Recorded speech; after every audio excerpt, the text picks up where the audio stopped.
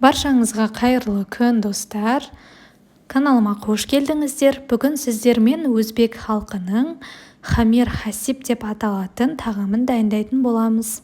Бұл тағам барлық ас үйде табылатын қоспалармен жасалынады. Өте дәмді, тойымды тағам, отбасыңызға 100% ұнайды. Ал онда бірге бастайық.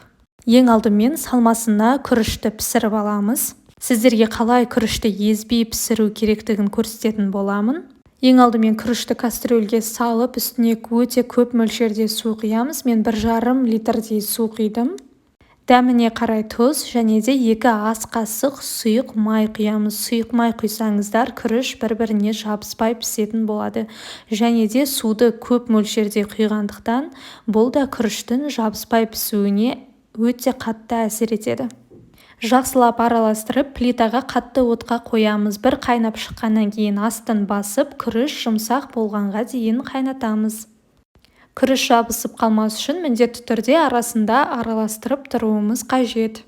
Күріш қайнап жатқанда қамырын дайындаймыз. Ол үшін үлкен шұңқыр ыдысқа су құямыз.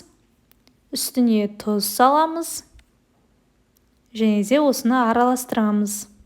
Келесі жұмыртқаны жарып салып, шанышқымен араластырамыз. Қоспалардың нақты мөлшері описаниеде жазылған.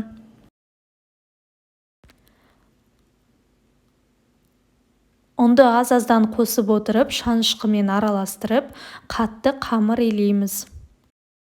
Ұнды көз мөлшермен қосамыз. Менде 600 граммдай ұн кетті. Достар, сіздерге осы жерде лайфхак көрсетіп кетейін. Мантыға, бешбармаққа, пельменге қамырды илейтін болсаңыздар, ең соңында қамыр дайын болған кезде, дәл видеода көрсетілгендей жасаңыздар. Сонда қамыр езілмей жақсы шығады. Мінекей, үстелге қамырды қатты күшпен ұрып, осылай ораймыз. Осы әдісті бірнеше рет қайталап жасаймыз. Сонда қамыр өте керемет болып шығады.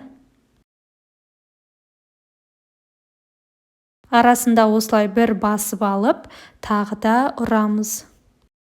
Егер уақыттарыңыз көп болса, қамырды осылай жасағаннан кейін 30 минутқа тұндырып қойып, тағы да осылай қайталап жасасаңыздар, бешбармаққа нағыз керемет қамыр дайын болады. Мінекей, біздің қамыр өте керемет болып шықты. Сіздерге жақынырақ көрсетейін. Басқан кезде осындай қаттылықта болып шығу керек.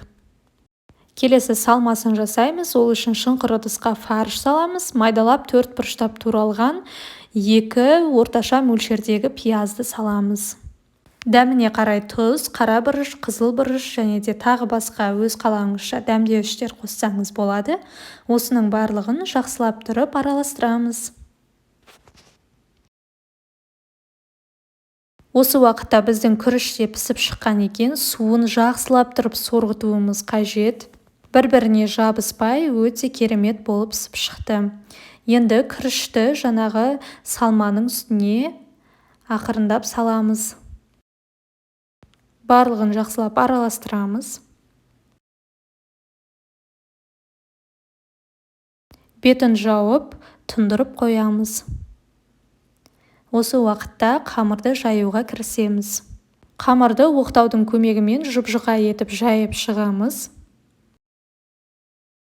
Жайылған қамырды 4 бұрышты бөліктерге бөлеміз. Мінекей, қамыр осындай жұқалықта болуы қажет.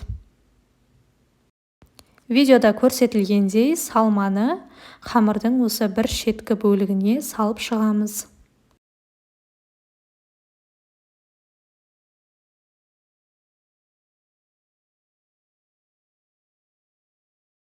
Дәл видеода көрсетілгендей ораймыз.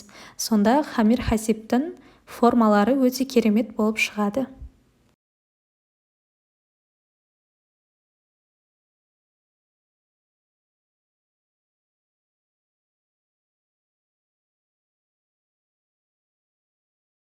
Барлығын орап шыққаннан кейін мантаварканы жақсылап тұрып майлаймыз.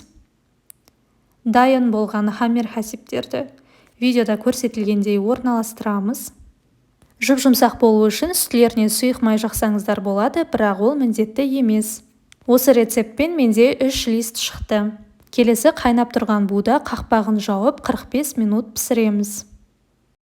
Мінекей біздің хамир хасиб дайын болды. Иісі деген өте керемет.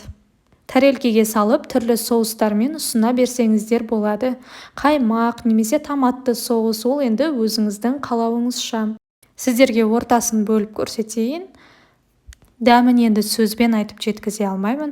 Өте дәмді болып шыққан, міндетті түрде жасап жеп көрулеріңіз қажет. Маған қатты ұнады, енді үнемі жасап тұратын боламын. Видеоны лайк басып, егер де осы рецептпен жасап көрсеңіздер, өз пікірлеріңізді қалдыруды ұмытпаңыздар. Каналыма да тіркеліп қойыңыздар. Астарыңыз дәмді болсын.